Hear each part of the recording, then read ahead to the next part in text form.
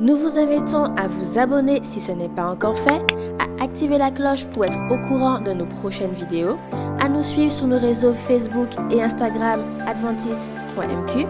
Bon visionnage et prenez soin de vous.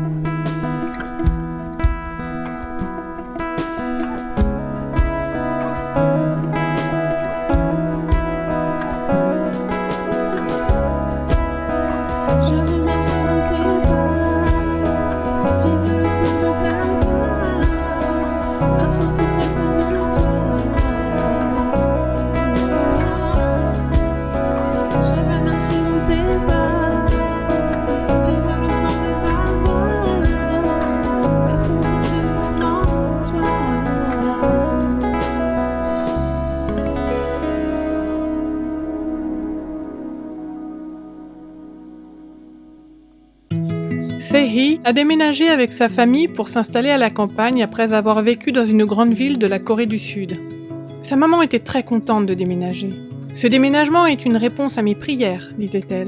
Mais Se-hee n'en était pas si sûre. Elle se sentait triste d'avoir à quitter ses amis. À la campagne, Se-hee a appris de nouvelles choses.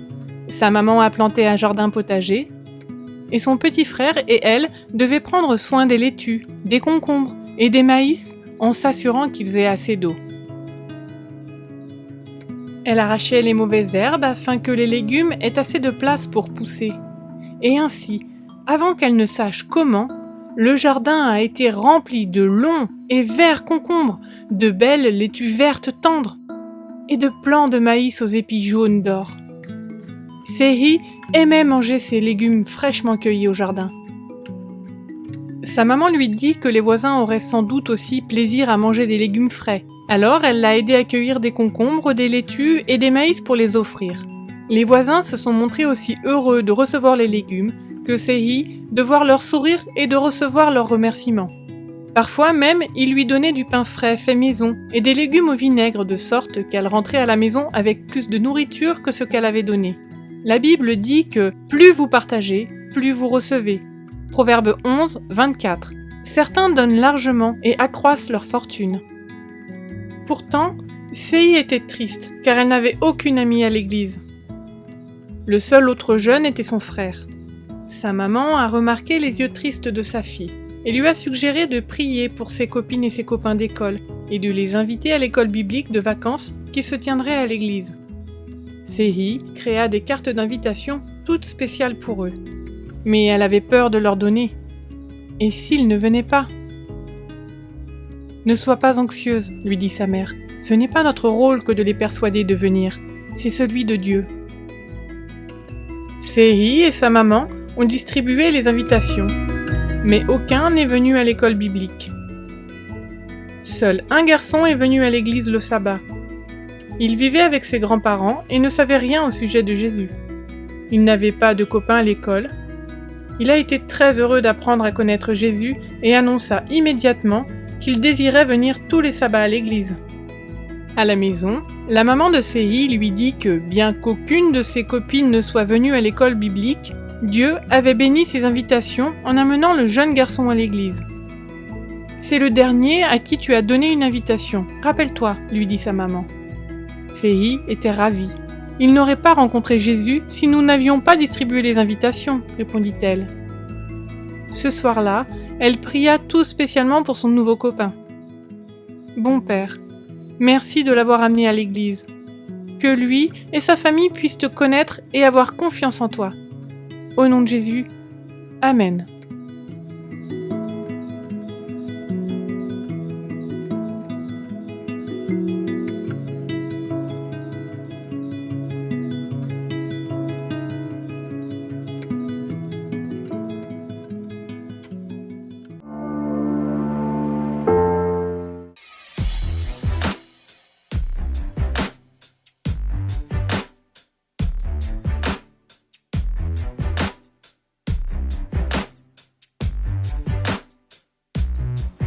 Bonjour à toi chers jeunes et bienvenue dans ton école du sabbat, qui, je le rappelle, se déroule tous les 3e samedis du mois.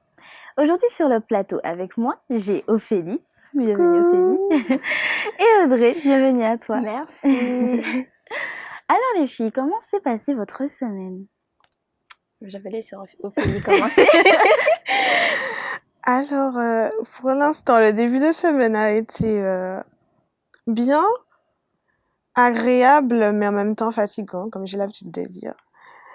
Et voilà. D'accord. Ben, moi, ça s'est plutôt bien passé pour l'instant. La semaine a bien commencé. Bon, des petits imprévus, mais je vais ainsi, j'ai la vie, la joie, la bonne humeur. Donc, voilà. D'accord. Alors pour moi aussi, ma semaine a bien débuté. Elle a bien commencé. Disons ça comme ça. D'accord. Alors, j'ai une petite question pour vous. Est-ce que cette semaine, vous pouvez me donner un élément qui fait que vous avez ressenti la présence de Dieu dans vos vies? D'accord. Alors, en fait, pour moi, ce serait lundi, je devais aller en stage et je devais prendre le bus et le bus ne passait pas et j'avais très peur d'arriver en retard. Et en fait, le Seigneur a permis qu'il y ait en fait des soucis au niveau de l'administration de l'école. Et lorsque je suis arrivée à l'école, en fait, il fallait que je sois prise en charge. Du coup, ils n'ont même pas remarqué le retard. Je m'étais déjà excusée, mais ils n'ont pas vraiment, ils ne se sont pas arrêtés là-dessus. Voilà. Ah, c'est génial ça. Pour ma part, je dois dire que cette semaine, je suis allée retirer de l'argent. J'ai jamais d'espèces sur moi, mais j'avais retiré pour faire des courses, voilà, but bien précis. Et pas plus tard qu'hier, j'ai eu un petit incident et finalement, tout l'argent que j'ai retiré, vraiment au millimètre près, a servi du coup à toutes les dépenses pour mes soins. Et tout de suite, je me suis dit, ah mince, l'argent pour les courses, et en réfléchissant bien, je me suis dit, finalement, heureusement que j'avais retiré cet argent-là, parce que dans la majorité des endroits, ils préféraient l'espèce. Et du coup, je me suis dit, après, bon, finalement, merci Seigneur que j'avais cette espèce sur moi, parce que vraiment, j'ai jamais d'espèce sur moi. D'accord. Super. Bon, le Seigneur, enfin, on voit au quotidien que le Seigneur est présent dans notre vie. C'est ça. Nous allons donc commencer tout de suite après ça.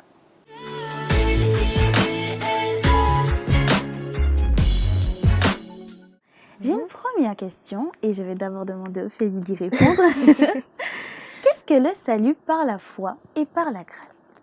D'accord.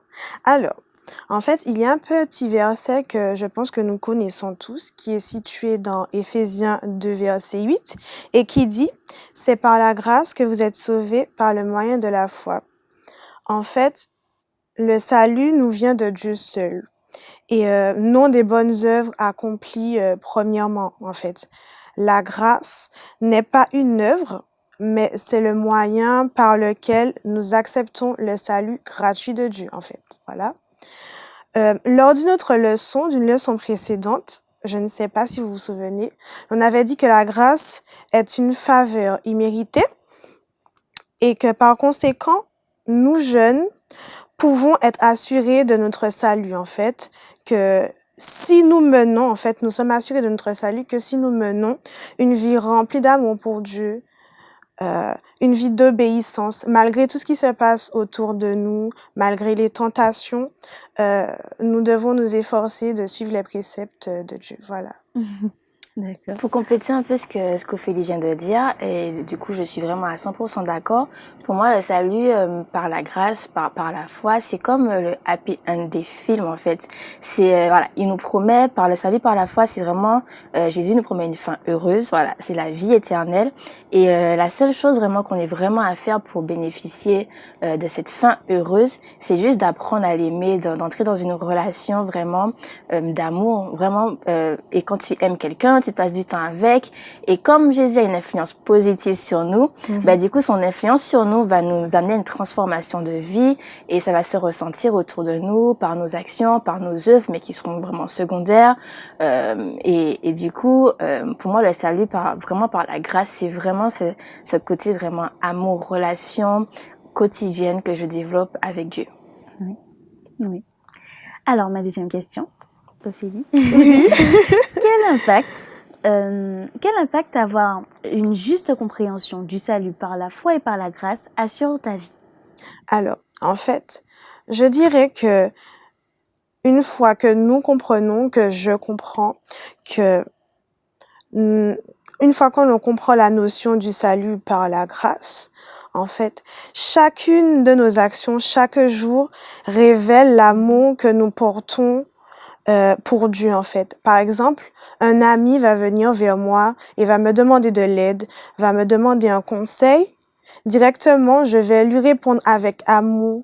Je ne vais pas me dire, ah non, pourquoi il vient me voir? En fait, tout ce qui découle, toutes nos actions, en fait, vont refléter l'amour que Dieu nous porte, mais aussi l'amour que nous lui portons, en fait. Et aussi, je dirais que on va mener je mène une vie de reconnaissance continuelle. Je remercie Dieu pour tout ce qu'il fait chaque jour pour moi. J'adopte du moins une attitude de reconnaissance. Voilà. Oui. Ouais, j'aime beaucoup. Et du coup, pour moi, je dirais aussi que ça simplifie la vie finalement de savoir finalement c'est quoi vraiment le salut par la foi, par la grâce. Je suis plus conditionnée dans cette espèce de checklist en fait d'actions à accomplir pour me dire bon, ok, je veux monter au ciel parce que voilà, donc je fais ci, je fais ça, etc. Finalement, je me simplifie la vie en me disant je dois juste me concentrer vraiment sur ma relation avec Dieu, avec Jésus. Et comme elle disait, dans cette relation, c'est vraiment incarner vraiment de la gratitude, de la reconnaissance envers Dieu. Et quand je l'incarne, quand je le ressens, finalement, j'ai envie de faire du bien. J'ai envie que les gens ressentent la même chose que moi, tu vois. Oui. Et faire des actions de ce sens-là procure chez moi de la gratitude, de la reconnaissance et de la joie. Et au final, quand je donne comme ça, juste le fait de voir la personne heureuse, c'est ce qu'elle me redonne. Voilà. Voilà. Et du coup, c'est vraiment satisfaisant, je trouve, d'aborder la chose comme ça. Audrey, alors j'ai une autre question pour toi. Quelle est la place des œuvres dans le salut? Au vu de tout ce qu'on a dit, je pense que les œuvres deviennent secondaires au final dans le salut. Ça vient vraiment après cette relation qu'on a mis en place avec Dieu, mais elles se font naturellement. Elles sont pas forcées, elles sont pas calibrées, elles sont vraiment naturelles. Elles découlent finalement, et peut-être même qu'on se rend pas compte qu'on a fait du bien. à quelqu'un. Voilà, on l'a fait tellement naturellement. Oui. La personne va peut-être venir nous dire vraiment, ça m'a fait plaisir tout ce que tu as fait pour moi. Et on s'est dit dans notre tête, c'est naturel, mais c'est parce que au final, en abordant en sens inverse, ben c'est ce qu'on ressent. Voilà, je suis d'accord en fait. Je voudrais juste dire que l'on aide pas parce que on veut être sauvé. On aide parce qu'on aime Dieu, en fait. On aide pas par intérêt. On aide parce que Dieu nous a donné la bonté de cœur et que on souhaite justement partager cette bonté autour de nous. Voilà. Alors, nous sommes d'accord que Dieu nous appelle à mener une vie sainte. Oui. Oui, bien oui. Et selon vous, comment de manière pratique la sainteté se manifeste-t-elle dans la vie du croyant? C'est une bonne question. C'est une bonne question. Je pense que ça va au final se refléter dans tous les aspects de notre vie. Ça va passer par comment on va s'exprimer, qu'est-ce qu'on va manger, qui on va fréquenter, comment on va donner aussi finalement et qu'est-ce qu'on va donner si on donne avec joie, avec le cœur ou bien voilà, vraiment la sainteté pour moi ça se reflète vraiment dans tous les aspects. Il n'y a pas un aspect qui est moins important que l'autre parce que en fait on incarne finalement on ressemble à Jésus ici-bas et donc du coup lui c'était dans tout qu'il était parfait, qu'il était excellent. C'est vrai en fait. La sainteté se manifeste à travers tout ce que nous faisons. Par exemple, en tant que jeunes, nous devons impacter, influencer les autres. Et ce sera à travers tout ce que nous allons faire que les autres vont voir que nous aspirons à la sainteté. Ce sera à travers, comme elle disait, notre attitude, notre façon de nous exprimer, notre façon de nous occuper de notre santé, de notre entourage. Franchement, c'est cela pour moi. Voilà. Alors, comme vous l'avez remarqué, Sephora n'est malheureusement pas avec nous aujourd'hui, Oui. mais elle a voulu apporter sa contribution. Alors, c'est elle qui répondra à la question suivante par le biais d'Ophélie. Oui. Alors, la question pour Sephora est: Dieu s'intéresse-t-il à ce que nous mangeons et sur quoi elle s'est basée pour répondre? D'accord. En fait, Séphora nous dit que l'expérience du peuple de Dieu dans le désert, avec tout ce qui est la manne, où il se plaignait, en fait, nous montre que Dieu s'intéresse aux besoins alimentaires de ses enfants. En fait, il a établi des règles, ou plutôt un mode d'emploi pour la nourriture, c'est-à-dire la façon dont nous devons nous nourrir. Et Dieu, dans son amour infini, elle a dit, ne nous oblige guère à les suivre, mais nous conseille vivement de les appliquer afin que nous puissions être en bonne santé. Elle nous donne la référence, nous pouvons donc trouver ces conseils, ce mode d'emploi dans Lévitique chapitre 11. Voilà. Donc merci Sephora si tu regardes. Alors, j'ai une autre question concernant la dîme. Alors, la dîme, est-ce un moyen inventé par l'Église adventiste pour s'enrichir? Je peux commencer. Vas-y. C'est vrai que par rapport au texte qu'on avait de référence pour la leçon qui est Deutéronome 14 et du coup à partir du verset 21 qui vraiment aborde la dîme, on se rend compte qu'au final ce n'est pas une invention miraculeuse de l'Église adventiste du 7e jour.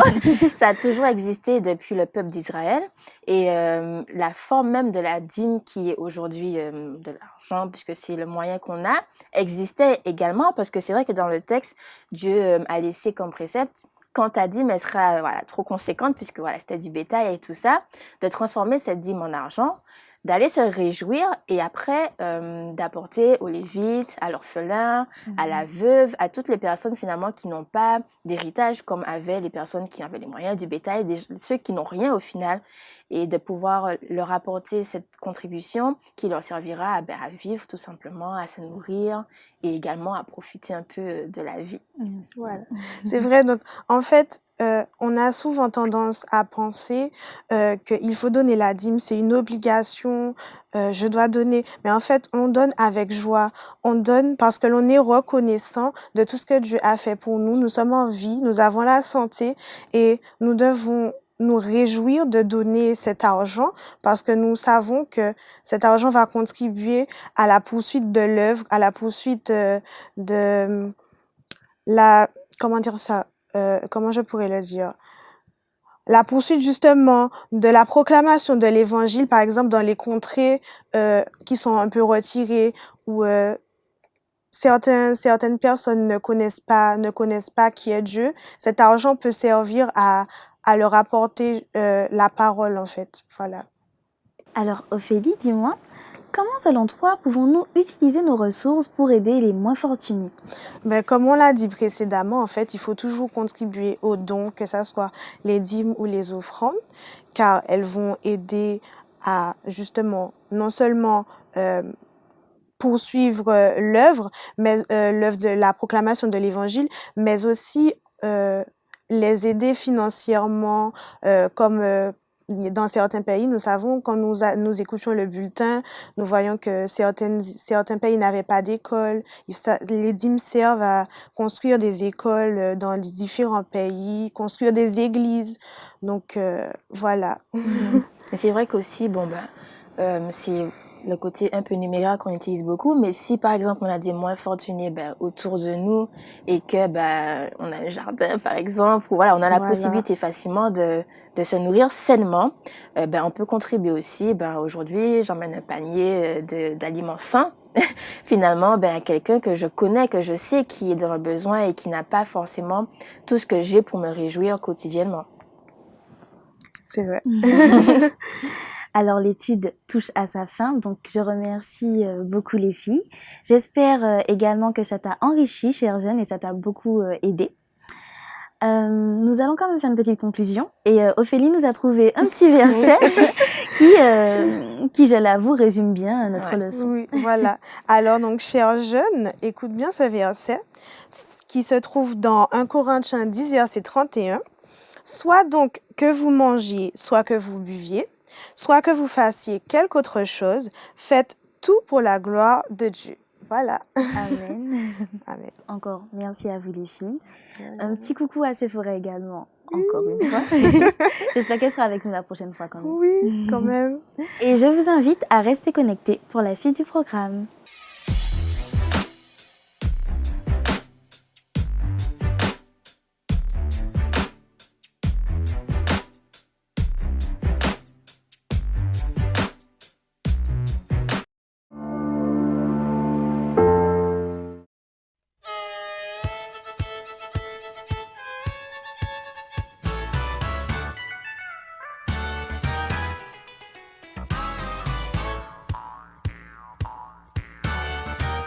Quelquefois je ne sais pas pourquoi ça ne marche pas, malgré tous les efforts que je fais. Mais alors je me rappelle, j'ai un ami dans le ciel, et avec lui j'y arriverai. Je ferai comme il veut, c'est ce qu'il y a de mieux. Je ferai comme il veut, c'est ce qu'il y a de mieux. Dans tous mes petits problèmes, je peux me confier en Dieu. Il s'occupera du reste si je fais comme il veut. Souvent je ne comprends pas pourquoi je dois passer par là, mais je sais qu'il a ses raisons. Et si parfois ça ne va pas, je n'ai qu'à écouter sa voix. Il a toujours la solution. Je ferai comme il veut, c'est ce qu'il y a de mieux. Je ferai comme il veut, c'est ce qu'il y a de mieux. Dans tous mes petits problèmes, je peux me confier en Dieu. Il s'occupera du reste si je fais comme il veut.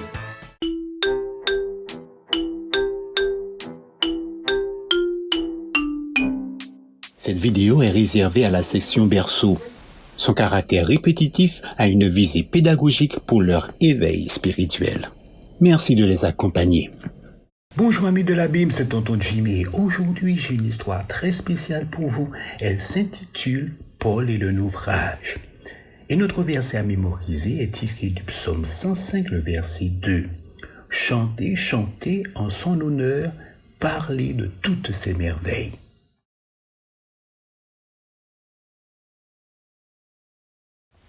Des soldats marchent. Ils marchent en direction du port. Un voyage se prépare. Ils escortent l'apôtre Paul vers un grand bateau. le docteur Luc fait aussi partie du voyage. Le grand bateau tangue de droite à gauche. Le vois-tu? Il flotte sur la mer.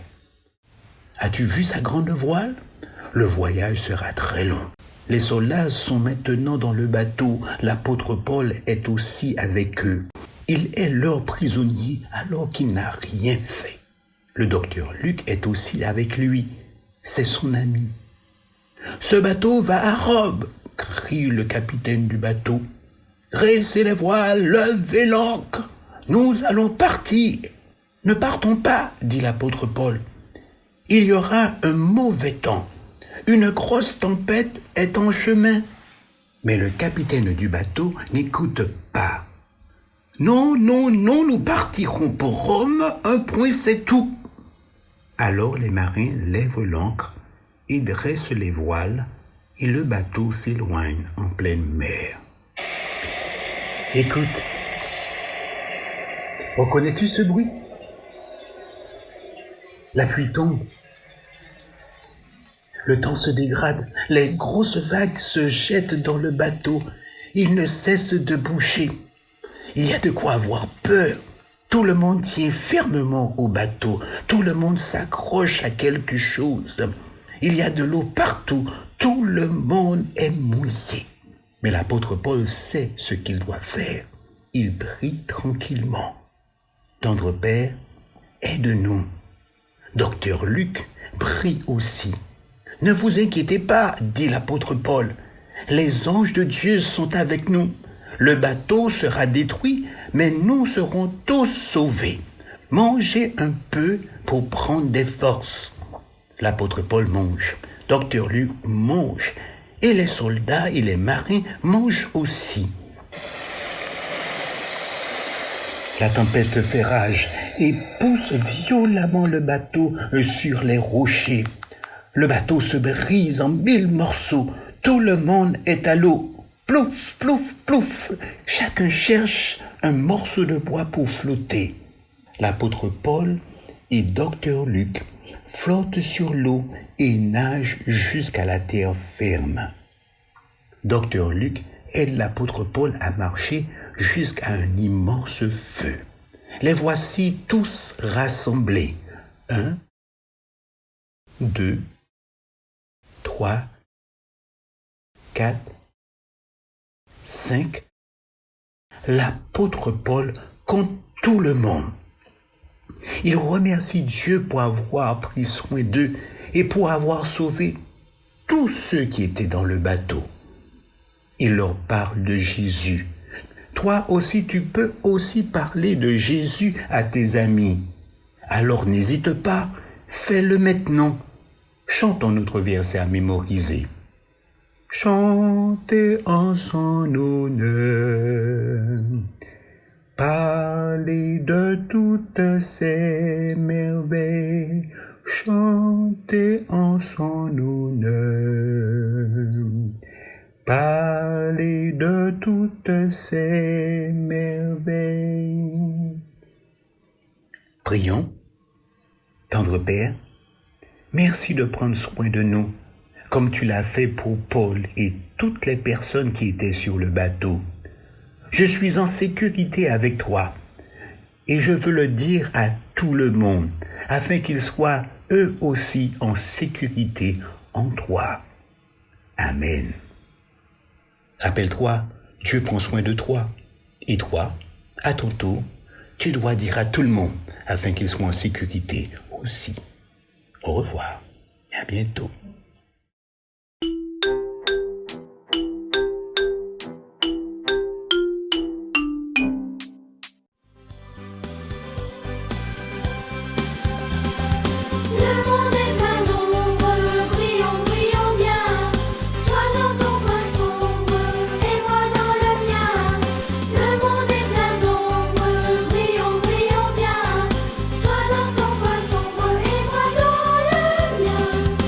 Oh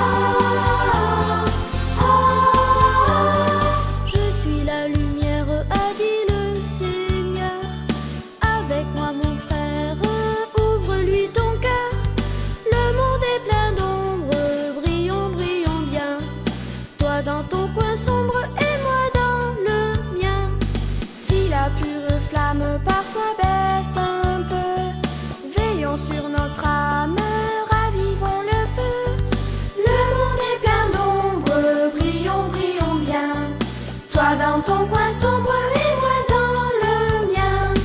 Le monde est plein d'ombre, brillons, brillons bien. Toi dans ton coin sombre et moi dans le mien. Le monde est plein d'ombre, brillons, brillons bien. Toi dans ton coin sombre et moi dans le mien. Ah, ah, ah. Quand le jour se voile au clair firmament, la plus humble étoile brille doucement. Le monde est plein d'ombre, brillons, brillons bien. Toi dans ton coin sombre et moi dans le mien. Le monde est plein d'ombre, brillons, brillons bien. Toi dans ton coin sombre et moi dans le mien. Le monde est plein d'ombre, brillons, brillons bien. Toi dans ton coin sombre et moi dans le mien. Le monde est plein d'ombre, brillons, brillons bien. Toi dans ton coin sombre et moi dans le mien. Le monde est plein d'ombre, brillons, brillons bien. Toi dans ton coin sombre et moi dans le mien. Le monde est plein d'ombre, brillons, brillons bien. Brillons, brillons bien dans le mien. Toi dans ton coin sombre brillons bien. Et moi dans le mien. Le monde est plein brillons, brillons bien. Brillons, brillons bien dans le mien. Toi dans ton coin sombre brillons bien. Et moi dans Bonjour les enfants, ici c'est Lorena et je viens vous raconter une histoire impressionnante qui s'appelle Louange dans une prison. Notre verset nous dit « Nous cherchons ce qui est bien » et il se trouve dans 2 Corinthiens 8, 21. Et notre message nous rappelle que nous témoignons de Jésus en faisant ce qui est bien. Un jour, pendant leur ministère, Paul et Silas furent jetés en prison. Ils avaient donc toutes les raisons de commencer à ronchonner et à se plaindre, mais ils aimaient Jésus et décidèrent d'agir différemment. Voyons comment ils témoignèrent de Jésus aux autres. Ces hommes sont les serviteurs de Dieu Tout-Puissant. Ils vous disent quoi faire pour être sauvés. Paul et Silas se retournèrent. Une jeune fille possédée d'un démon les suivait. Ses maîtres l'utilisaient pour gagner de l'argent avec ce qu'elle disait. Ils expliquaient ensuite à la clientèle ce qui allait arriver à Paul et Silas. Pendant plusieurs jours, la fille les suivit tout en continuant à crier la même chose. Fatigué, Paul se retourna et dit au démon, « Par la puissance de Jésus-Christ, je t'ordonne de sortir de cette jeune fille. » Même si ce que la jeune fille criait à tous était vrai, il ne fallait pas que les gens pensent que les chrétiens avaient affaire d'une manière ou d'une autre avec les démons. Dès l'ordre de Paul, le démon la quitta et elle se calma. Les maîtres de la jeune servante furent très fâchés. Ils amenèrent Paul et Silas devant les chefs de la ville. « Ces hommes sont des Juifs et ils sèment le trouble autour d'eux » crièrent-ils. Une foule en colère se rassembla sur la place et s'est mis à battre Paul et Silas avec des bâtons, en jetant ensuite les 2 serviteurs de Dieu en prison. Même si Paul et Silas souffraient, ils se mirent à louer Dieu. Les autres prisonniers ainsi que le geôlier n'arrivaient pas à croire ce qu'ils entendaient. Soudain, vers minuit, le sol se mit à trembler. Il trembla si fort que la porte de la cellule de Paul et Silas tomba par terre. Il en fut de même pour les chaînes qui retenaient les prisonniers. Le geôlier était certain à présent que les prisonniers s'étaient échappés, et il trembla de terreur. Mais Paul cria de suite au geôlier, « Nous sommes tous là !»« Apportez-moi une torche !» demanda le geôlier. Il courut pour voir de lui-même si c'était vrai. Et lorsqu'il arriva, il constata qu'aucun des prisonniers ne s'était enfui. Il prit Paul et Silas et les amena chez lui. « Homme, demanda-t-il, que dois-je faire pour être sauvé ?» Paul et Silas sourirent. « Tu n'as qu'à croire, dirent-ils. Crois en Jésus et tu seras sauvé. » Avant la fin de la nuit, Paul et Silas baptisèrent le geôlier et sa famille. Paul et Silas firent ce qui était bien. Ils louèrent Dieu quand le malheur s'abattit sur eux. Ils témoignèrent de l'amour de Dieu au geôlier. Vous pouvez vous aussi témoigner de Jésus à tout votre entourage en faisant ce qui est bien.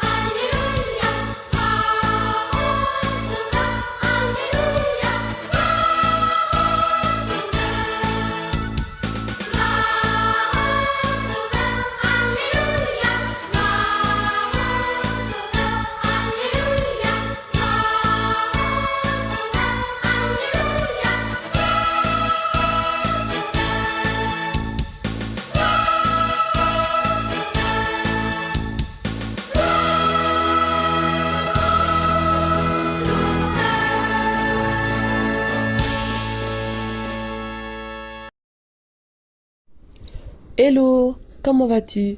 Bien, j'espère. Je suis contente de te retrouver autour de l'étude de la semaine en route pour Jérusalem. Aimes-tu te rendre au temple? C'est un lieu où on peut se retrouver pour louer, prier et célébrer un culte agréable à Dieu avec les frères, les sœurs, les amis. Que c'est agréable cette belle fraternité, n'est-ce pas? Le temple est un bâtiment qui fait partie de nos lieux de vie et y aller fait partie de nos habitudes et c'est très bien. Le peuple de Dieu, au fil des temps, a eu des temples consacrés au Seigneur. Et cela n'a pas été simple de les construire et même parfois de les reconstruire. Ouvrons nos Bibles dans le livre d'Esdras. Dieu a fait connaître à Isaïe, un siècle avant la naissance de Cyrus, qu'il avait des desseins pour le roi Cyrus. En délivrant Daniel de la fosse au lion, Dieu avait voulu créer une impression favorable sur l'esprit du roi. Les qualités de Daniel, ministre en vue large, amenèrent le monarque perse à le respecter et à honorer son jugement. Au moment fixé par le Très-Haut pour la reconstruction de son temple à Jérusalem, il fit comprendre à Cyrus, son serviteur, les prophéties qui le concernaient et lui suggéra d'accorder la liberté au peuple juif. Lorsque le roi Cyrus apprit que les prophéties avaient annoncé plus d'un siècle avant sa naissance la manière dont serait prise Babylone, lorsqu'il lut le message qui lui était adressé par le roi de l'univers, il décida d'accomplir le plan de Dieu et proclama un édit dans tout son royaume en ces termes.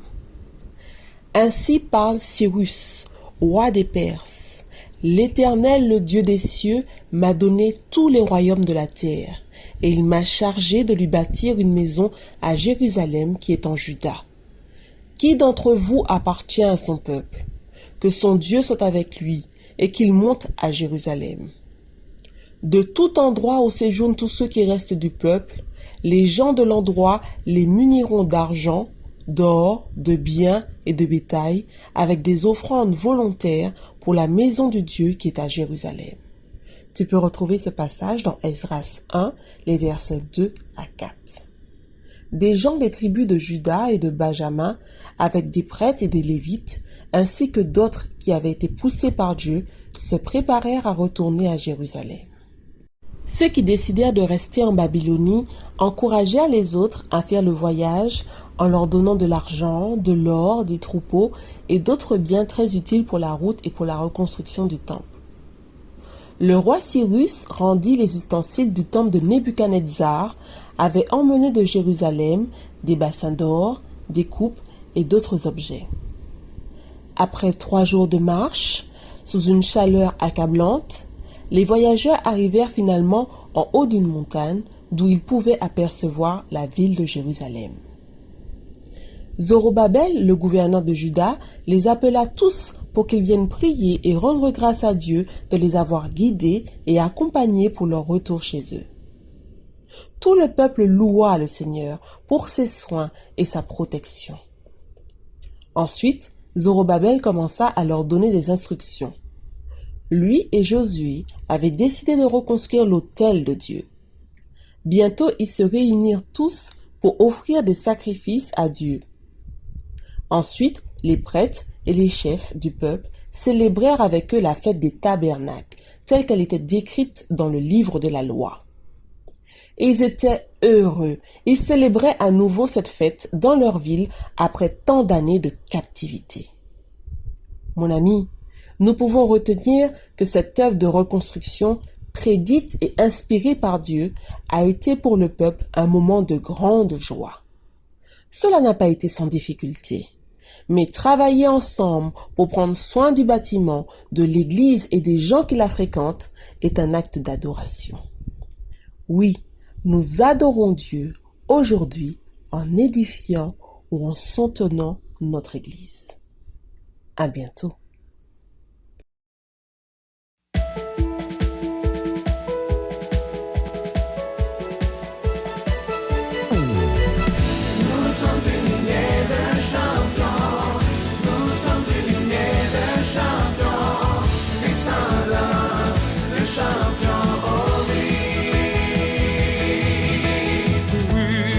Une jeune d'une nation païenne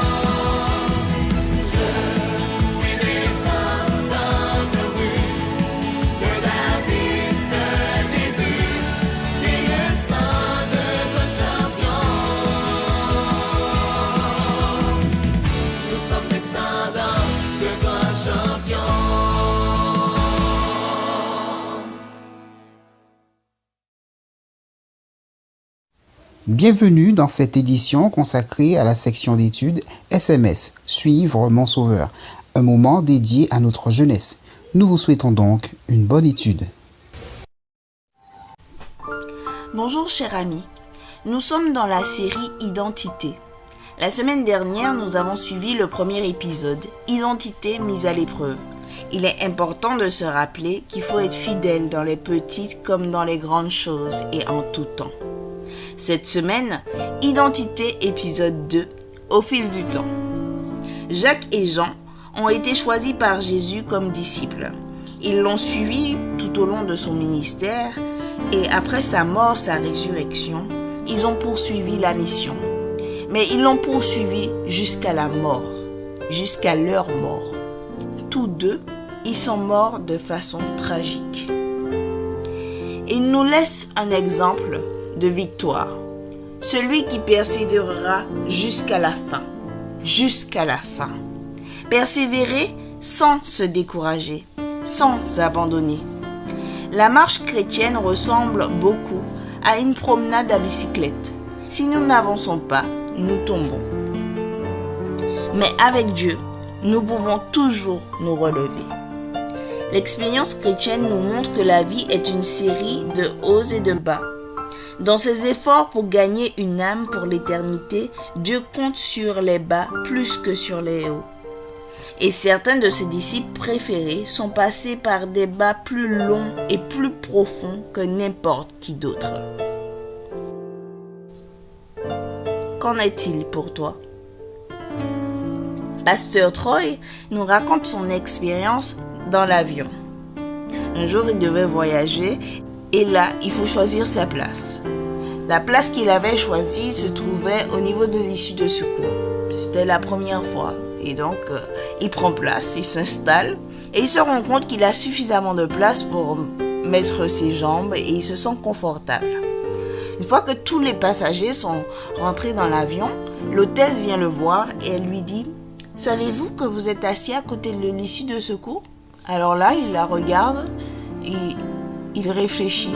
« Bah oui, il sait où est-ce qu'il se trouve assis. » L'hôtesse qui poursuit « Avez-vous lu toutes les instructions pour ouvrir la porte ?» Alors là, il commence à réfléchir. Elle continue et lui dit « La vie de nombreuses personnes est entre vos mains. » Et là, Troy prend de nouveau cette carte et il regarde avec attention toutes les instructions qui sont notées.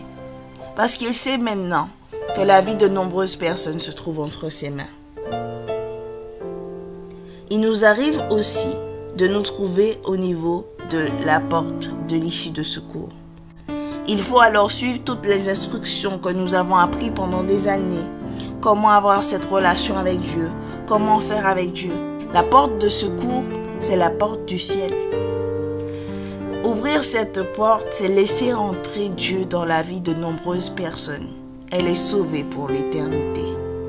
Si cette porte reste fermée, de nombreuses personnes peuvent mourir. Il faut se battre jusqu'au bout. Cela fait partie d'un processus. Il ne faut pas s'arrêter. En suivant l'exemple de Jacques, de Jean, de Jésus, nous comprenons que nous sommes dans un combat. Où peut mener la route qui est devant nous?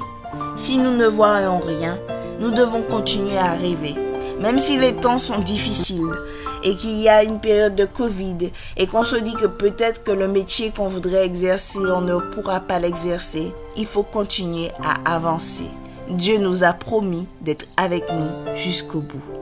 Parler, c'est facile de parler, de dire les choses, mais pour agir, ils sont peu nombreux à agir. Proverbe 20, verset 6 nous dit « Beaucoup de gens se vantent de leur bonté, mais qui trouvera quelqu'un de vraiment sûr? Je suis sûr d'une chose, Dieu qui a commencé en vous un si bon travail va le continuer jusqu'au bout, jusqu'au jour où le Christ, Jésus, reviendra.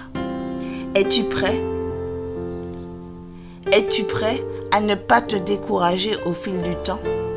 Es-tu prêt à rester fidèle jusqu'au bout? Maintenant, à toi de décider.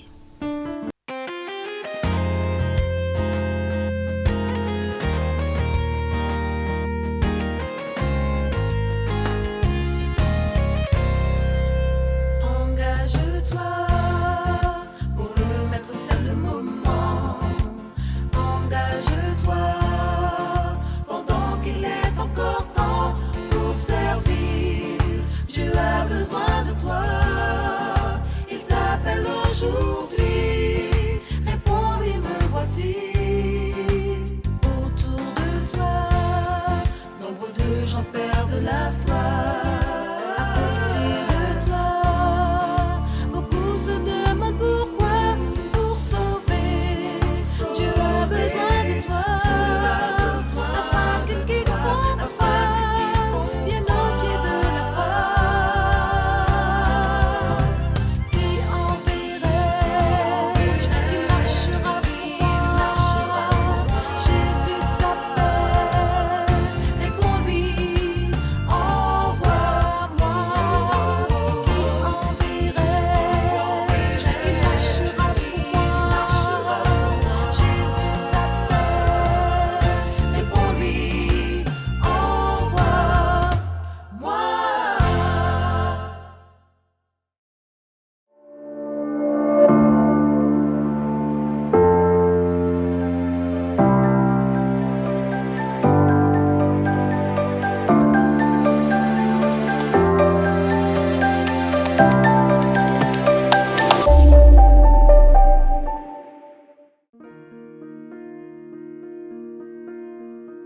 Vous avez besoin d'aide. Vous souhaitez vous entretenir avec un pasteur, un psychologue, un conseiller en relation d'aide. La cellule d'écoute de la Fédération des Églises adventistes du 7e jour de la Martinique est à votre disposition, 7 jours sur 7, de 8h à minuit, au 0805 288 394. Cet appel est gratuit.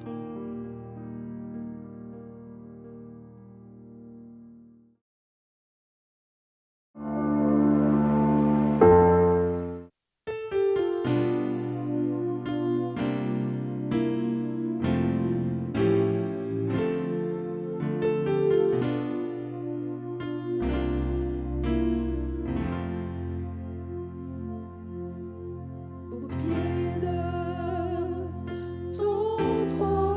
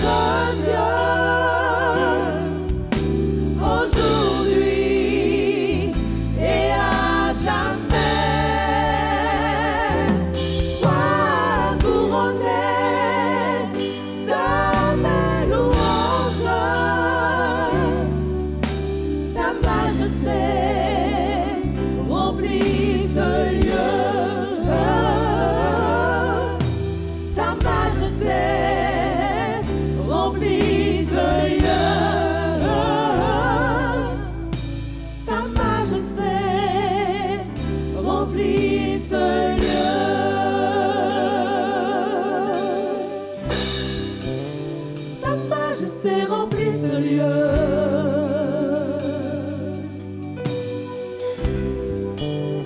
Ta majesté remplit ce lieu.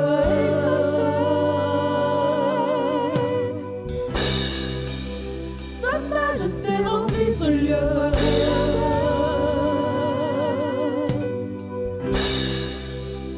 Ta majesté remplit ce lieu.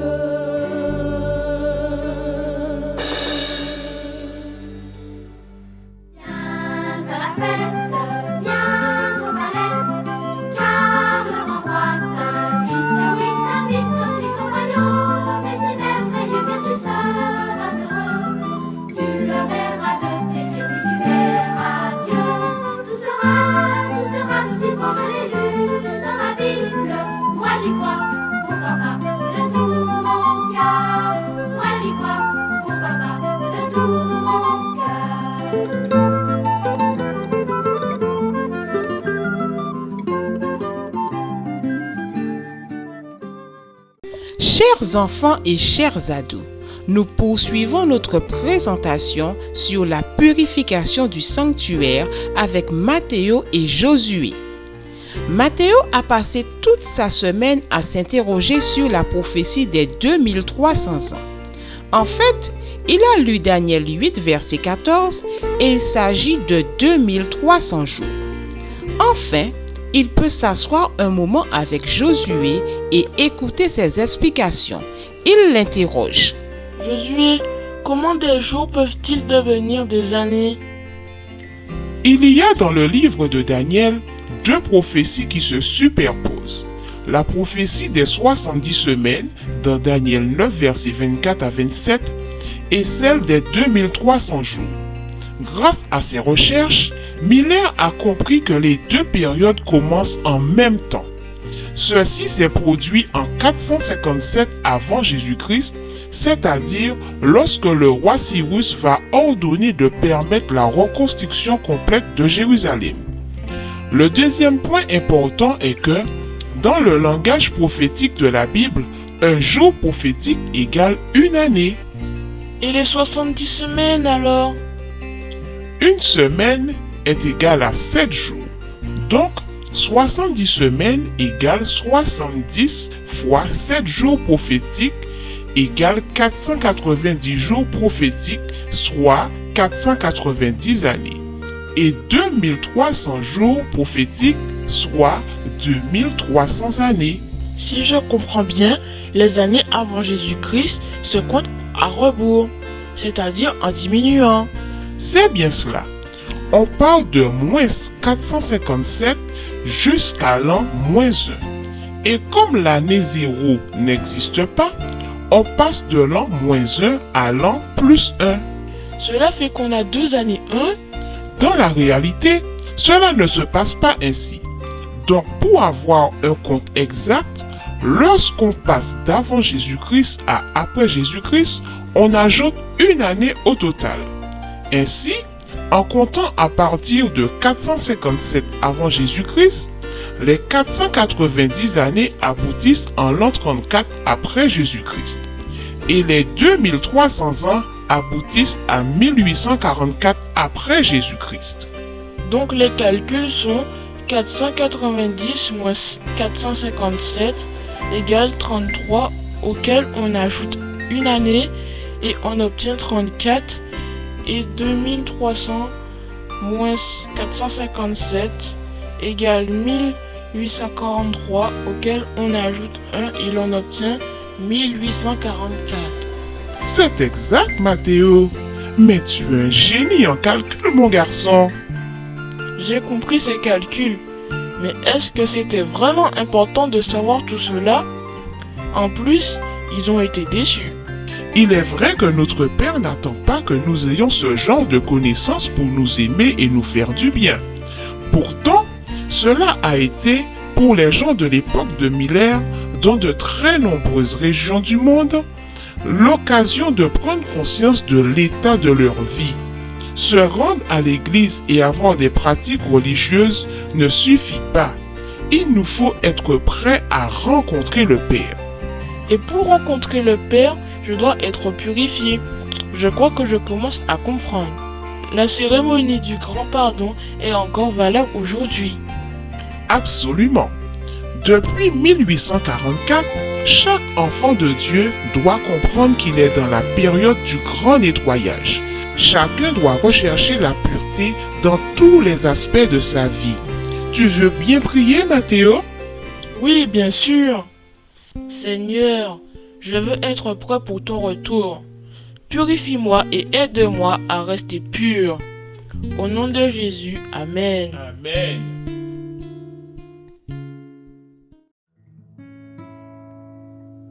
En son temps,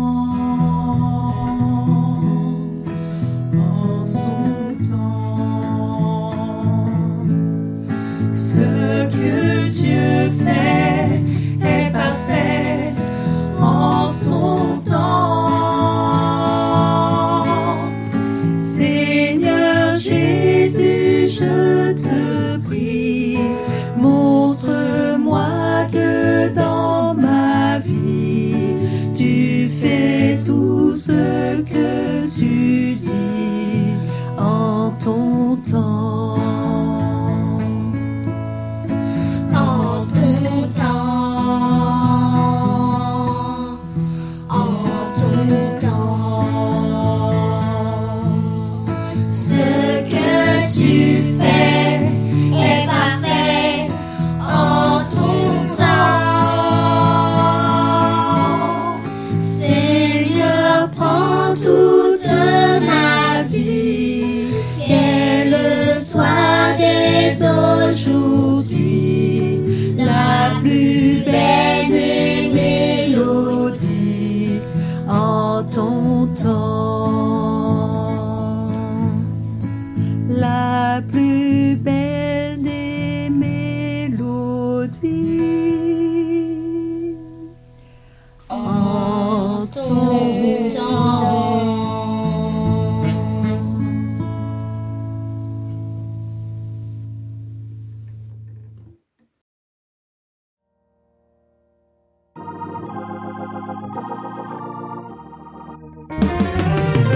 On veut le retour de Jésus, notre Sauveur. Il apparaît sur les nues en toute puissance triomphateur. Et toute l'armée céleste fait escorte à ce grand roi. Il revient en vainqueur. Gloire, alléluia. Gloire, gloire, alléluia. Gloire, gloire, alléluia. Voici notre Sauveur. Gloire à Dieu, que ce chant retentisse en tout lieu. Gloire à Dieu, que ce chant retentisse en tout lieu. Tout joyeux, bénissons le Seigneur. Chantons et célébrons ses louanges. Adorons avec foi le Sauveur. Nous joignons aux célestes phalanges. Gloire à Dieu, que ce chant retentisse en tout lieu. Gloire à Dieu, que ce chant retentisse en tout lieu.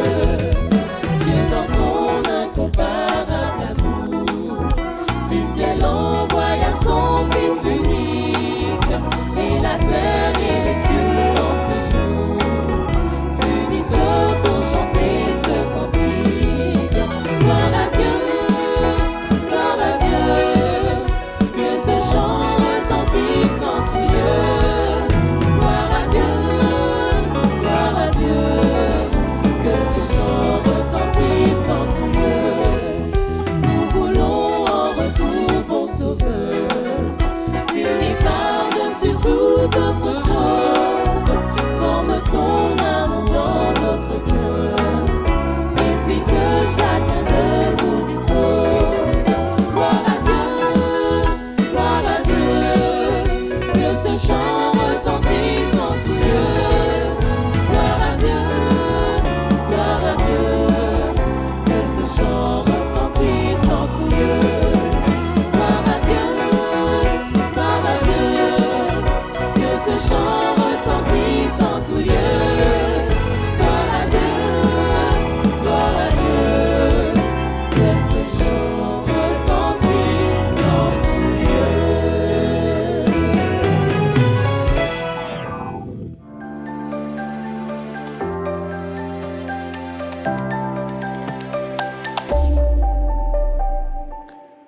Bonjour, bon sabbat à tout un chacun. J'espère que votre semaine a été bonne. Si toutefois elle ne l'a pas été, si toutefois il y a eu des complications, sachez que Dieu se tient à vos côtés. Si toutefois elle a été excellente, sachez que l'Éternel se réjouit aussi avec vous. En ce sabbat matin, j'ai le plaisir de pouvoir ouvrir le Saint-Livre avec vous. Donc, je vous invite, avant toute chose, alors que nous allons ouvrir la parole de Dieu, à simplement incliner la tête et nous allons demander à Dieu de pouvoir nous guider dans sa parole dans quelques instants. Prions. Merci Éternel, merci parce que tu es, merci parce que tu es présent, merci parce que tu souhaites te révéler. Merci Seigneur parce que tu souhaites que nous soyons au plus près de toi. Voilà pourquoi tu nous appelles à vivre avec toi. Seigneur, que ton esprit nous guide durant cette étude et que par ta grâce, que nous soyons grandis, que nous soyons fortifiés parce que nous allons voir dans ta parole en ce jour. Nous te demandons cela dans le doux nom de Jésus-Christ, ton Fils. Amen. Ce matin, je vous invite à partir avec moi.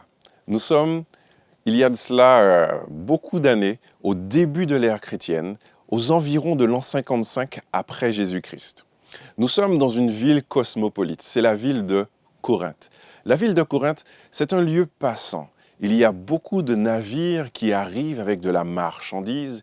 Il y a une économie qui est prospère. La ville de Corinthe, quelque part, c'est the place to be. C'est vraiment l'endroit, la deuxième capitale après Rome. C'est vraiment un lieu qui est marquant, un lieu où il fait bon vivre. Il paraît même que c'était un lieu qui donnait le tournis, tant il y avait des activités, tant il y avait des choses à voir à Corinthe. Et voilà que Paul, apôtre de Jésus-Christ, il va écrire un courrier, il va écrire une lettre, cette épître à Corinthe. Et je vous invite à aller avec moi dans le Saint-Livre et à regarder les 3 premiers versets de la première épître de Paul à Corinthe. Paul, appelé à être apôtre de Jésus-Christ. Voilà les premiers mots qui commencent cette lettre, cette épître, 1 Corinthiens 1, les versets 1 à 3. Paul, appelé à être apôtre de Jésus-Christ par la volonté de Dieu, et le frère Sosthène, à l'église de Dieu qui est à Corinthe, à ceux qui ont été sanctifiés en Jésus-Christ, appelés à être saints, et à tous ceux qui invoquent en quelque lieu que ce soit le nom de notre Seigneur Jésus-Christ, leur Seigneur et le nôtre. Que la grâce et la paix vous soient données de la part de Dieu, notre Père, et du Seigneur Jésus-Christ. Amen. Voilà les quelques mots d'introduction, les quelques mots de salutation que l'apôtre Paul fait à l'église de Corinthe. Analysons cela. Il commence par se présenter. Paul. Il dit son nom. Mais souvenons-nous de qui était Paul. Quand Paul entre dans l'histoire biblique, entre-t-il par ce nom, on le connaît par ce nom-là, Paul, ou on le connaît par un autre nom? Vous voyez de quoi je parle? On l'appelait Saul. On l'appelait Saul de Tarse. C'était un homme originaire de Tarse qui avait le désir de détruire la secte chrétienne. Il avait pour objectif, il s'était donné pour mission de faire disparaître cette secte qui était en train de naître, les chrétiens. Et il avait en horreur la prédication de l'évangile qui se trouvait en Jésus-Christ, cette bonne nouvelle qui était en Jésus-Christ. Pour lui, cela devait totalement ne pas exister, ne plus exister. Et jusqu'au jour où il a finalement une rencontre avec Jésus, et là, sa vie, elle est changée. Et de Saul qu'il était, il est devenu Paul, apôtre de Jésus-Christ. Mais notez que Paul dit clairement qu'il a été appelé à être un apôtre de Jésus-Christ. Ce n'est pas de son propre vouloir, ce n'est pas sa propre décision, ce n'est pas son propre désir de devenir apôtre. Paul dit clairement qu'il a été appelé. Il a été appelé à être apôtre de Jésus-Christ, et regardez la suite, par la volonté de Dieu. Ce n'est pas sa propre volonté, mais c'est la volonté de Dieu. Mes amis, je crois que Dieu, en tout temps, cherche à appeler des hommes et des femmes à venir à lui. Je crois qu'en tout temps, Dieu a le désir que ceux et celles qui entendent sa voix puissent répondre favorablement à son appel. Et notez que quand Dieu vous appelle, Quand Dieu vous appelle, il a un objectif pour vous. Quand Dieu vous appelle, il a quelque chose de prévu pour vous. Dieu ne va pas improviser. Dieu a quelque chose déjà en vue pour vous. Voilà pourquoi quand quand Saul a été appelé, il est devenu Paul, il est devenu un apôtre de Jésus-Christ. Et j'aime la façon dont c'est dit, parce qu'en fait, il a été appelé, et apôtre, qu'est-ce que ça signifie? Sinon, envoyé.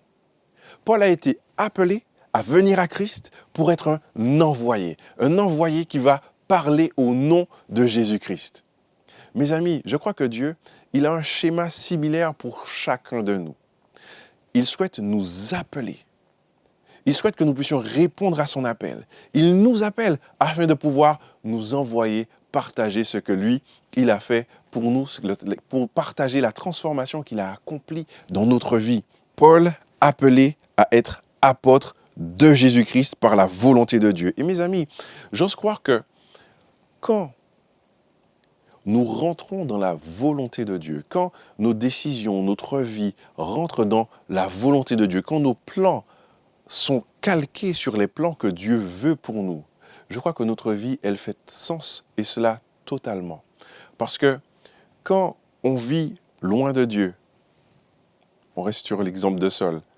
Saul, qui était dans la persécution, il était persuadé qu'il faisait cela pour Dieu, mais sa vie ne faisait pas sens. Pourquoi? Parce qu'en fait, il se retrouvait hors du plan de Dieu. Et c'était un homme qui, après sa rencontre avec Christ, finalement a été en paix. Après sa rencontre avec Christ, finalement a été totalement dans le plan de Dieu pour sa vie. Je crois que tant que nous ne sommes pas entrés pleinement dans la volonté de Dieu pour notre vie, on passe à côté de beaucoup de choses. Et voilà pourquoi cet apôtre de Jésus-Christ, cet homme qui a été appelé, a été l'un des hommes qui a rayonné au niveau de la chrétienté, qui a partagé le message à tant de personnes. Donc, on voit que sa vie a pleinement fait sens une fois qu'il est rentré dans la volonté de Dieu. Et regardez aussi qu'il nomme un frère, le frère Sosthène. Le frère Sosthène qui, dans le livre des Actes, Acte 18, le verset 17, je nous invite à aller voir ce passage.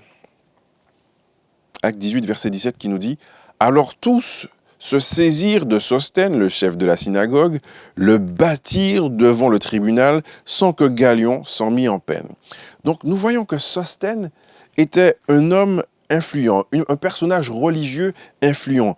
Il était chef de la synagogue. Et ce Sosthène a finalement rejoint, permettez-moi de dire, l'équipe des chrétiens. Il s'est fait chrétien lui aussi, et il était un soutien de l'apôtre Paul durant son parcours et durant sa vie d'apôtre de Jésus-Christ, durant son ministère. Il a été présent aux côtés de l'apôtre Paul. Et là, voilà la partie pour moi qui devient vraiment intéressante dans ce passage. Paul, maintenant au verset 2, il dit, alors en fait, à qui s'adresse ce message? À l'église de Dieu qui est à Corinthe.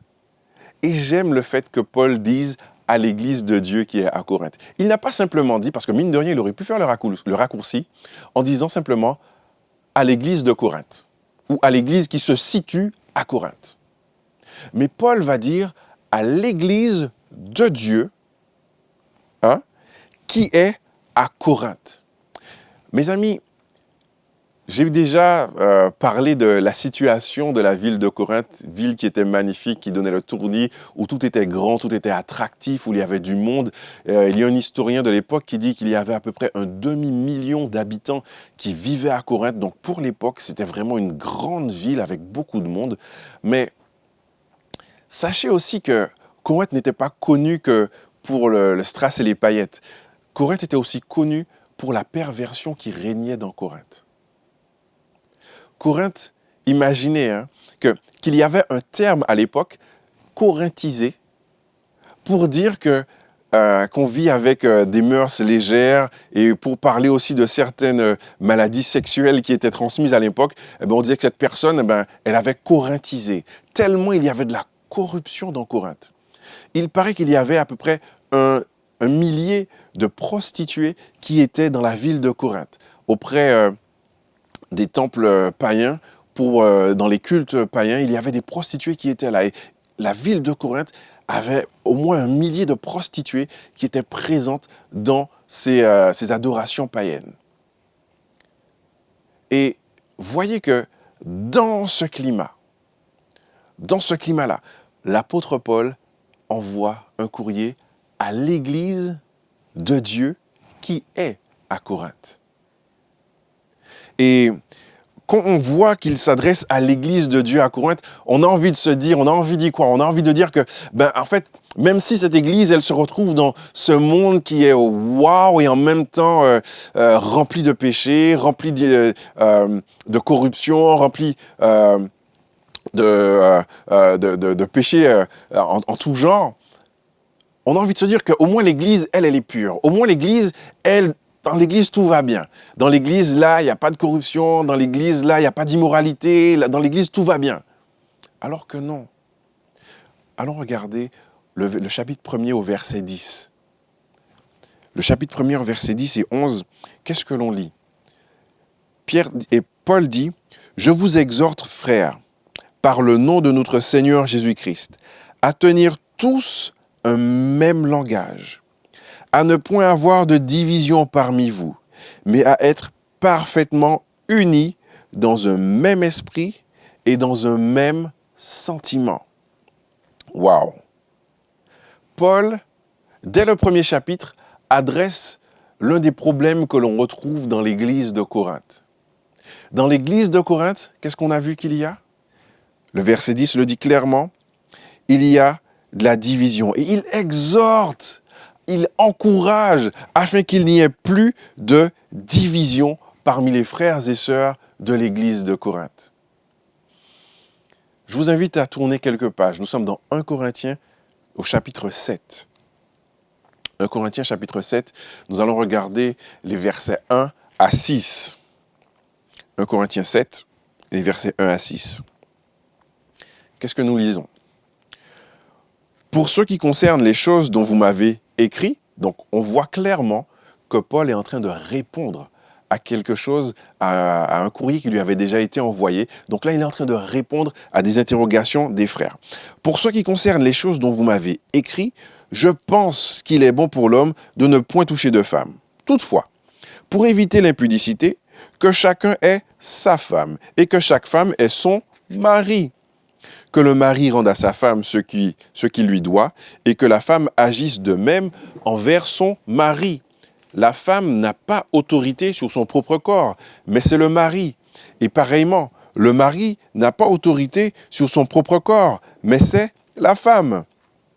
Ne vous privez point l'un de l'autre, si ce n'est d'un commun accord pour un temps, afin de vaquer à la prière, puis retourner ensemble de peur que Satan ne vous tente par votre incontinence. Je dis cela par condescendance, je n'en fais pas un ordre. Amen. Donc on voit que les ménages dans la ville de Corinthe, il y a des ménages qui sont en souffrance. Il y a des personnes qui malheureusement se détournaient peut-être de leur époux, de leur épouse. On voit qu'il y a un souci au niveau des familles, des couples à Corinthe. Et Paul va adresser ce problème afin que les hommes et les femmes dans la ville de Corinthe puissent avoir une attitude chrétienne, mais qui impacte tous les aspects de leur vie. Je vous invite à regarder 1 Corinthiens 9. Et là, nous allons regarder juste les 3 premiers versets. 1 Corinthiens chapitre 9, les 3 premiers versets.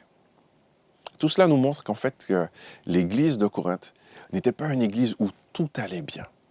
Mais 1 Corinthiens 9, versets 1 à 3, là vraiment, ça me rappelle vraiment la période dans laquelle on vit. « Ne suis-je pas libre, dit Paul, ne suis-je pas apôtre? N'ai-je pas vu Jésus notre Seigneur? N'êtes-vous pas mon œuvre dans le Seigneur?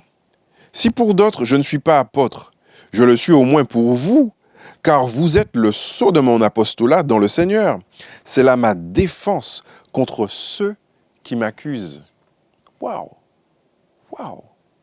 Vous vous rendez compte qu'à l'époque de Paul, il y avait déjà des fake news qui étaient en train de circuler? Les gens avaient commencé à faire passer l'information que Paul n'était pas vraiment un apôtre de Jésus-Christ. On remettait en question l'apostolat de Paul. Il y avait un mouvement dissident dans l'église de Corinthe qui était en train de dire, en fait, Paul n'est pas un homme en qui on peut pleinement avoir confiance. Ça ne vous dit rien, ça? Mes amis, je suis heureux de voir que, à cette époque, les choses n'étaient pas vraiment différentes d'aujourd'hui. Et voilà pourquoi Salomon a pu dire, il n'y a rien de nouveau sous le soleil, tout est vieux. Il n'y a rien de nouveau sous le soleil. L'église de Corinthe était une église en souffrance. Une église dans laquelle il y avait de l'idolâtrie, une église dans laquelle il y avait de l'immoralité, une église dans laquelle l'apostolat des envoyés de Dieu était remis en question. Et pourtant, il n'y avait même pas encore YouTube, mais ça se faisait déjà. On était en train de remettre en question l'apostolat de Paul. Vous vous rendez compte, Paul quand même. Hein? Frères et sœurs, vous qui m'écoutez, j'aimerais attirer votre attention sur une chose. Alors que l'épître, le courrier, la lettre à l'église de Corinthe est envoyée, remarquez que Paul, il dit à l'église de Dieu qui est à Corinthe. En dépit de toutes ces situations, et il y a d'autres problèmes dont je n'ai même pas parlé, en dépit de toutes ces situations, en dépit de tous ces problèmes, en dépit de toutes ces formes de corruption spirituelle qu'on peut trouver au sein de l'église de Corinthe, Paul s'adresse à cette église comme étant l'église de Dieu. Mes amis, cela m'amène à voir qu'aujourd'hui, en 2021, alors que peut-être que j'ai entendu dire des choses ça et là par rapport à peut-être un président de fédération, par rapport peut-être à un pasteur, peut-être par rapport à un ancien, peut-être par rapport à un frère dans la communauté, à une sœur dans la communauté, à un jeune dans la communauté. Peut-être qu'il y a eu un problème dans la communauté. Mais tous ces problèmes n'empêchent pas que l'Église reste l'Église de Dieu en Martinique, l'Église de Dieu à Sainte-Marie, l'Église de Dieu au Lamentin, l'Église de Dieu à Trinité. Mes amis, les problèmes n'empêchent pas que cette Église demeure l'Église de Dieu. Paul est pleinement conscient de tous les problèmes de l'Église de Corinthe quand il écrit à l'Église de Dieu à Corinthe. Et il continue en disant, à ceux qui ont été sanctifiés en Jésus-Christ. Mais il ne s'arrête pas là. Il dit, appelés à être saints. Waouh! Waouh! Nous sommes appelés à être saints. Je vous invite à tourner les pages de vos Bibles. Nous allons voir 1 Pierre 1, le verset 15. Voyons ce qui est dit. Mais puisque celui qui vous a appelé est saint, vous aussi, soyez saints dans toute votre conduite. Selon qu'il est écrit au verset 16, vous serez saints car je suis saint. Mes amis, les hommes et les femmes de l'église de Corinthe sont appelés à être saints. Parce que celui qui les appelle, il est comment? Il est saint. Ici à la Martinique, peu importe l'endroit où vous êtes dans le monde, et franchement la suite du verset elle est juste magnifique. Peu importe l'endroit où vous êtes, Dieu vous appelle à être saint. Vous qui faites partie de l'église de Dieu, vous êtes appelés à être saints. Mais je trouve vraiment cela réconfortant. Parce que il y a ceux qui ont été sanctifiés en Jésus-Christ et qui ont été appelés à être saints. Donc, nous avons été sanctifiés, ça c'est une première chose. Mais quand j'entends le appeler à être saint, je vois une notion où il faut demeurer dans la sainteté, où il faut demeurer, perdurer, rester ancré dans la sainteté. Nous sommes appelés à être saints, appelés à rester saints. Et la suite du verset qui est vraiment juste waouh. Et à tous ceux qui invoquent en quelque lieu que ce soit le nom de notre Seigneur Jésus-Christ. On voit là l'universalité de l'appartenance au Seigneur. Il n'est pas dit que seulement ceux de Corinthe appartiennent au Seigneur. Il n'est pas dit que ceux seulement qui sont en Martinique appartiennent au Seigneur. Il n'est pas dit que ceux seulement qui sont dans la communauté adventiste appartiennent au Seigneur. Paul dit, à tous ceux qui invoquent en quelque lieu que ce soit le nom de notre Seigneur Jésus-Christ, leur Seigneur est le nôtre. Je suis reconnaissant envers Dieu du fait que, en quelque lieu que ce soit, il est possible d'invoquer le nom de notre Seigneur. Je suis reconnaissant du fait que tous ceux et toutes celles qui invoquent le nom de notre Seigneur, eh bien, quelque part, Christ est leur Seigneur et il est aussi le nôtre. Christ est en train de faire comprendre, en tout cas Paul est en train de faire comprendre que tous ceux qui se retrouvent en Christ et qui l'appellent et qui le reconnaissent comme étant leur Dieu, leur Seigneur, tout cela se retrouve au même niveau en Christ. Et alors que Paul achève ses salutations au verset 3, j'attire votre attention sur quelques éléments. Il va terminer sa salutation en disant que la grâce et la paix vous soient données de la part de Dieu, notre Père, et du Seigneur Jésus-Christ. Que la grâce et la paix vous soient données. Mes amis, Paul, qui était Saul, a-t-il bénéficié de la grâce de Dieu? Vous vous souvenez que ce Paul était en train de tenir les vêtements de ceux qui étaient en train de lapider Étienne? Vous vous souvenez que Saul était un homme zélé pour détruire l'Église de Dieu? Vous vous souvenez que cet homme avait en horreur ce que nous faisons aujourd'hui, avoir un culte pour reconnaître que Christ est notre Seigneur et Sauveur? Paul a compris qu'il a été appelé, mais qu'il n'était pas méritant de quoi que ce soit. Il a reçu l'appel de Dieu par grâce. Mes amis, Paul a compris qu'il est apôtre de Jésus-Christ par grâce. Et parce qu'il a reçu la grâce de Christ, parce qu'il a reçu la grâce, cette grâce de Dieu, cette grâce qui est immense, qui a couvert tous les crimes, tous les péchés qu'il a commis contre l'œuvre de Dieu, contre Christ lui-même, Paul accepte d'appeler tous les chrétiens de la ville de Corinthe. Comment les appelle-t-il? Il les appelle comme étant membres de l'Église de Dieu de Corinthe. Il reconnaît, parce que l'Église, ce n'est pas le bâtiment. L'Église, ce sont les différentes personnes qui forment l'Église. Il reconnaît que les différentes personnes qui forment cette Église à Corinthe, c'est l'Église de Dieu.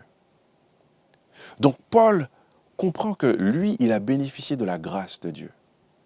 Et parce qu'il a bénéficié de cette grâce, il comprend aussi que ceux et celles de Corinthe bénéficient aussi de cette grâce. Il les appelle à se détourner du mal au sein de ces deux épîtres. Il les appelle à revenir à Dieu. Mais il ne les reconnaît pas comme étant Église d'une autre personne que Dieu. Église de Dieu à Corinthe. Parce que Paul reçoit cette grâce, finalement, il est en paix. Et j'ose croire que c'est pour cela qu'au verset 3, il dit que la grâce et la paix vous soient données de la part de Dieu. Parce que mine de rien, tant que nous ne comprenons pas la grâce de Dieu, notre état de pécheur devient une situation dans laquelle on peut se retrouver tourmenté. Mais quand on comprend que Dieu nous fait grâce, que Dieu efface les fautes que nous avons pu commettre, quand nous acceptons d'entrer dans la volonté de Dieu pour nous, notre vie fait sens. Et on est en paix avec Dieu et on est en paix avec nous-mêmes. En paix avec soi, on est tranquille. Et Paul, l'apôtre de Jésus-Christ, cet homme qui a été appelé et qui a été envoyé, transmet un message à cette église de Corinthe. Cette église où tout n'est pas bien. Cette église où il y a des problèmes, où il y a des soucis, où il y a des divisions. Cette église qui va mal sur certains aspects, mais qui demeure l'église de Dieu. Parce que cette église reçoit la grâce de Dieu. Donc, en ce matin, je souhaite t'encourager. Je souhaite t'encourager, toi, qui peut-être trouve du plaisir à te retirer de ta communauté. Parce que dans l'église, il n'y a pas suffisamment d'amour. On n'a pas été suffisamment honnête et franc avec moi. Peut-être qu'on m'a fait du mal, peut-être qu'il y a eu des soucis, il y a eu des incompréhensions. Sache qu'en dépit de tous les problèmes que tu as pu rencontrer dans ton église, que c'est l'église de Dieu. À toi qui vas toujours à l'église et qui reste fidèle à Dieu, et qui voit des choses qui ne sont pas forcément toujours cohérentes au sein de l'église. Je t'encourage à tenir bon. Je t'encourage à continuer de regarder l'église avec ce même axe que Paul, avec les yeux de Paul, avec les lunettes de Paul, à voir que cette église demeure l'église de Dieu. Je t'encourage, toi, qui peut-être n'a atterri sur ce programme et qui regarde cela pour la première fois et qui se dit « Seigneur, je cherche un lieu de culte. J'ai été une fois à l'église adventiste. Peut-être que tout n'était pas parfait. » Je t'encourage à continuer de regarder à ce que Paul nous invite à voir. Il n'y aura pas de lieu de culte parfait. Il y a une assemblée de croyants, une assemblée de personnes, une assemblée de pécheurs sauvés par grâce. De pécheurs sauvés par grâce, qui rentrent dans la paix de Dieu. Donc, à tout un chacun, en ce matin, je souhaite vraiment que nous puissions, alors que nous sommes en ligne et en train de regarder ce message, je vous invite à recommencer à fréquenter nos lieux de culte. Je nous invite à recommencer à prendre le chemin de l'Église pour pouvoir ensemble nous retrouver, ensemble fraterniser, bien sûr avec les mesures barrières, bien sûr avec la distanciation sociale, bien sûr avec le port du masque. Mais cela fera chaud au cœur à tout un chacun de voir l'Église imparfaite, mais l'Église unie. L'Église imparfaite, mais ensemble autour du texte sacré pour donner gloire à notre Dieu. Sachez que vous serez les bienvenus. Vous serez toujours les bienvenus dans les communautés. Vous serez les bienvenus parmi l'Église de Dieu. Ce matin, je nous encourage à garder à l'esprit que nous sommes appelés à servir Dieu et que nous sommes aussi envoyés dans ce monde pour faire savoir que Christ est là, que Christ revient bientôt, que Christ est la solution à ce monde qui est en péril. Mes amis, nous sommes des dépositaires de la grâce du Seigneur. Et par rapport à cette grâce, nous pouvons être en paix avec Dieu et avec nous-mêmes. Voilà pourquoi maintenant, je vous invite à incliner la tête avec moi et à prier, à remercier notre Dieu pour cette grâce qu'il nous fait. Inclinons la tête. Notre Père, notre Dieu, béni sois-tu pour qui tu es et pour ce que tu fais. Merci Seigneur parce que, en ce matin, tu nous montres clairement que peu importe l'état de l'Église, elle reste ton Église. Elle reste l'Église de Dieu.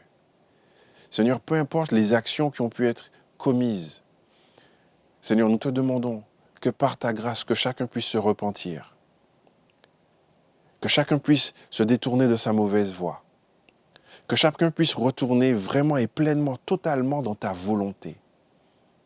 Et Seigneur, nous te demandons que par ta grâce, que notre regard porté sur les autres dans l'Église soit un regard bienveillant, un regard d'amour.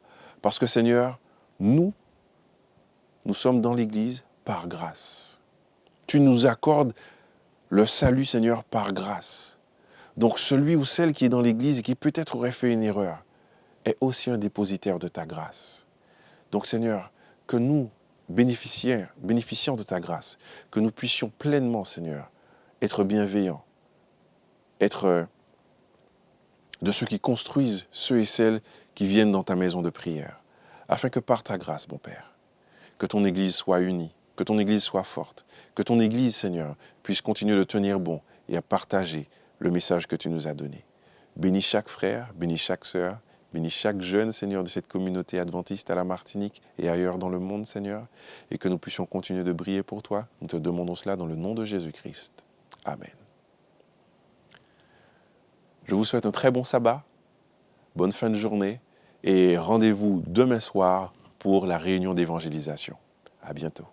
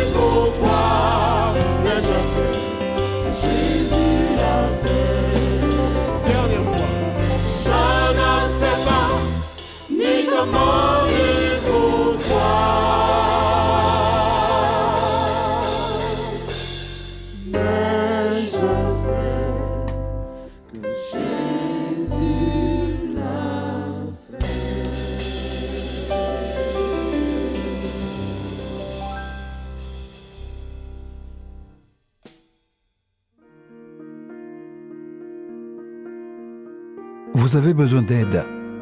Vous souhaitez vous entretenir avec un pasteur, un psychologue, un conseiller en relation d'aide.